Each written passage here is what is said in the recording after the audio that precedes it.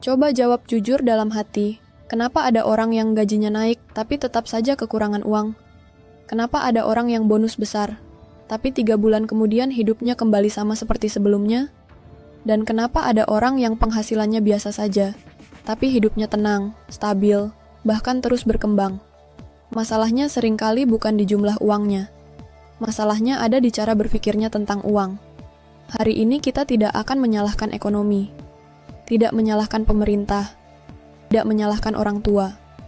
Hari ini kita akan bicara tentang sesuatu yang lebih dalam, mindset. Kalau Anda mau hidup Anda berubah dalam 3 hingga 5 tahun ke depan, dengarkan episode ini sampai selesai. Saya pernah bertemu 2 orang. Orang pertama, sebut saja namanya Andi. Gajinya 6 juta rupiah. Setiap akhir bulan selalu bilang, uang nggak pernah cukup. Orang kedua, Budi. Gajinya 6 juta juga. Tapi dia punya tabungan, dana darurat, bahkan mulai investasi kecil-kecilan. Gaji sama, kota sama, umur hampir sama. Tapi hasil hidupnya berbeda. Apa bedanya? Mindset. Banyak orang berpikir masalah keuangan itu masalah angka. Padahal seringkali itu masalah cara berpikir. Poin pertama, mentalitas korban. Kenapa sebagian orang selalu kekurangan uang? Karena mereka hidup dengan mentalitas korban. Kalimatnya seperti ini. Gaji saya kecil.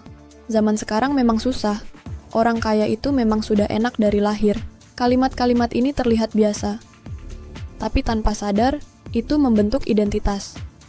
Kalau seseorang percaya dirinya korban keadaan, dia berhenti mencari solusi. Dia fokus pada masalah, bukan peluang. Orang dengan mindset bertumbuh bertanya, skill apa yang bisa saya tambah? Penghasilan apa yang bisa saya ciptakan?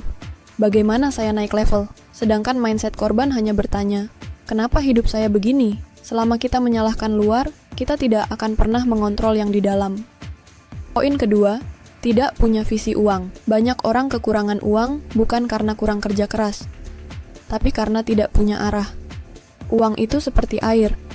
Kalau tidak diarahkan, dia akan mengalir kemana saja. Tanpa tujuan keuangan, tidak ada target tabungan, tidak ada dana darurat, tidak ada rencana investasi, dan tidak ada perencanaan jangka panjang.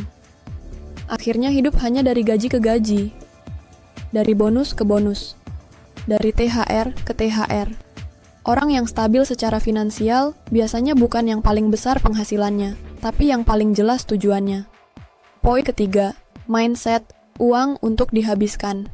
Ini yang paling umum. Sebagian orang tumbuh dengan pola pikir, kalau punya uang harus segera dibelanjakan. Begitu gajian upgrade HP, makan mahal, belanja online atau liburan kredit. Kenapa? Karena secara bawah sadar, uang dianggap sebagai alat kesenangan, bukan alat pertumbuhan. Mindset seperti ini membuat seseorang selalu merasa, kalau tidak beli sekarang, saya rugi. Padahal yang sebenarnya rugi adalah masa depan mereka. Orang dengan mentalitas bertumbuh melihat uang sebagai alat keamanan, alat kebebasan, alat membangun aset, dan alat membeli waktu. Mindset berbeda, keputusan berbeda, hasil hidup berbeda. Poin keempat, takut belajar dan upgrade diri. Ini penting. Banyak orang ingin uang lebih, tapi tidak mau menjadi pribadi yang lebih bernilai. Padahal uang mengikuti value.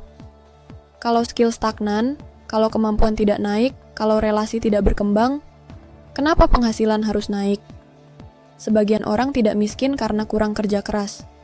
Mereka miskin karena berhenti belajar.